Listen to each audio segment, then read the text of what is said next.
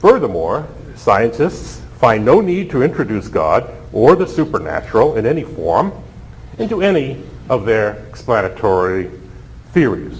Here are a few of the famous scientists who have been outspoken in their non-belief.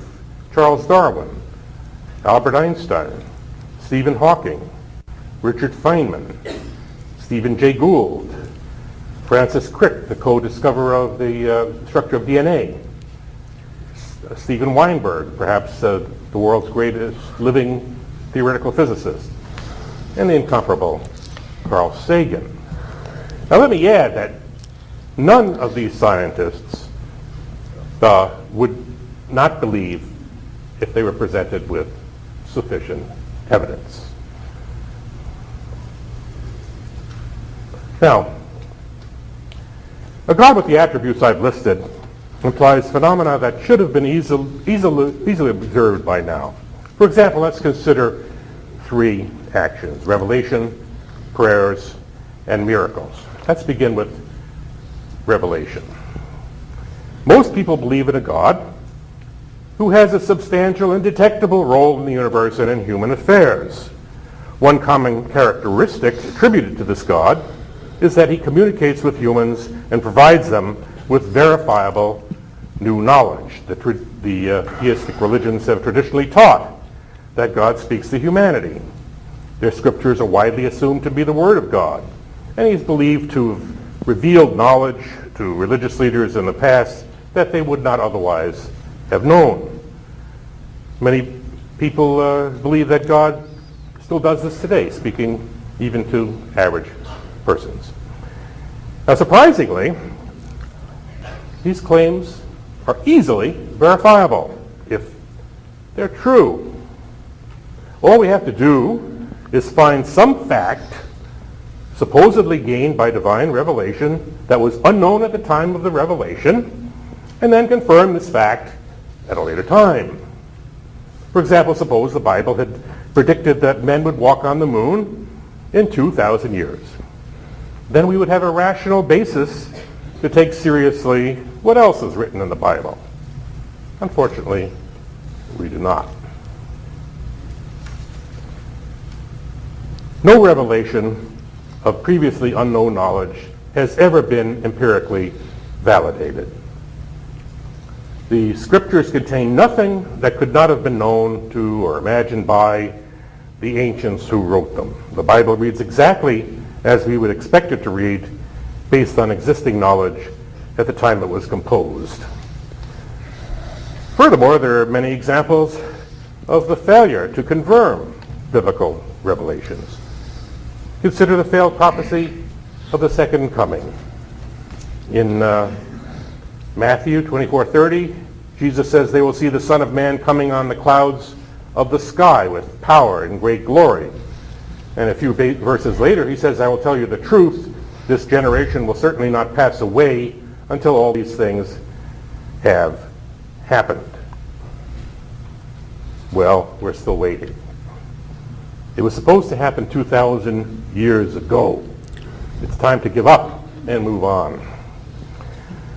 Now, those who have claimed to talk to God have provided no knowledge that was not already in their heads.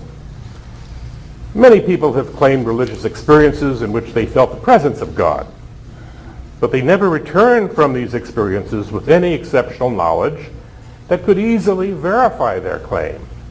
What I'm saying is that there is a way that God can be detected, and this is one of them, and he has not been. Furthermore, religious experiences can be induced in the brain by drugs, electromagnetic pulses, and oxygen deprivation. For example, when pilots undergo high-G training in a centrifuge, they will often experience the kind of tunneling of their vision, narrowing of their vision with light at the end of the tunnel. That is characteristic of the near-death experience that's supposed to have religious significance. Now, you might say God has chosen to hide himself from us. He certainly has, if he exists, has hidden himself from us.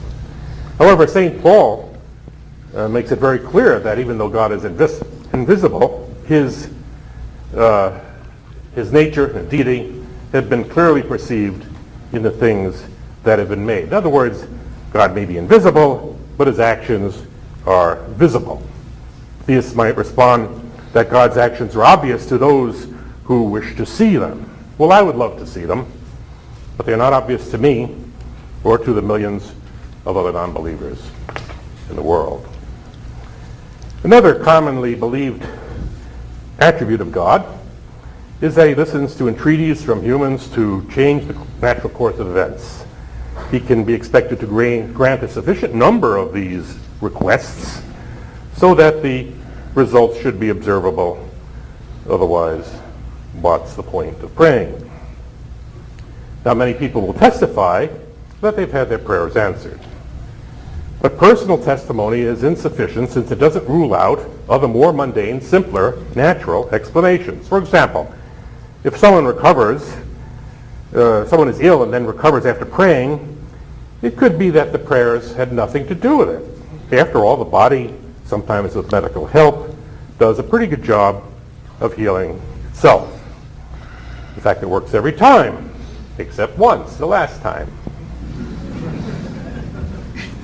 Now, if prayer had value in healing, we'd have doctors prescribing prayer aspirin.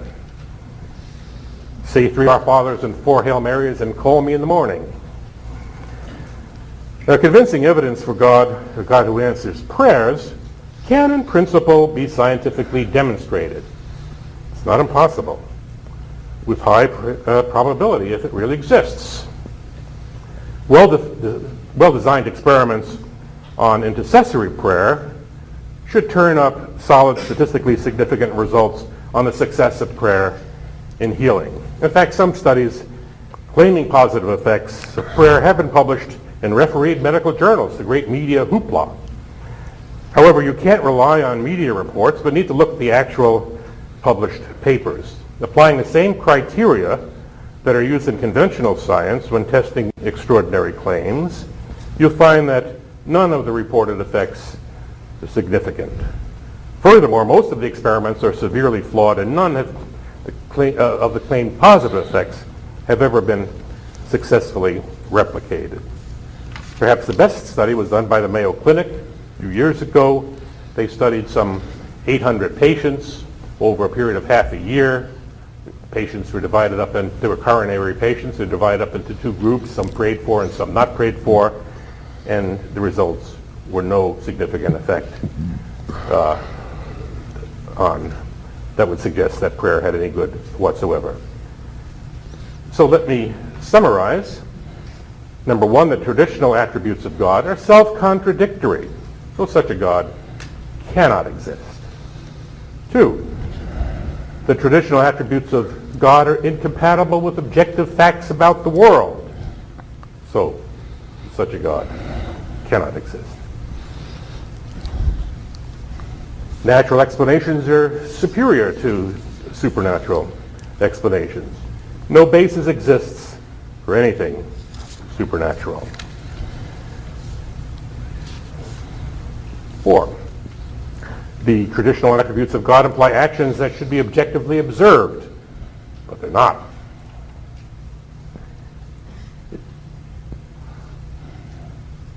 It's possible to hypothesize a God whose attributes are logically compatible with each other, but it does not follow that such a God exists unless he has objectively observable consequences.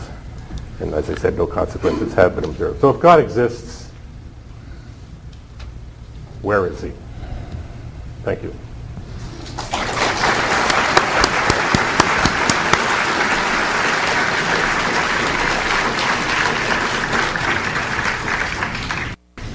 In the next phase of tonight's discussion, our 2 debaters will each have 12 minutes to present their rebuttal, the response to the opening statements of their opponent. We will begin with Dr. Craig.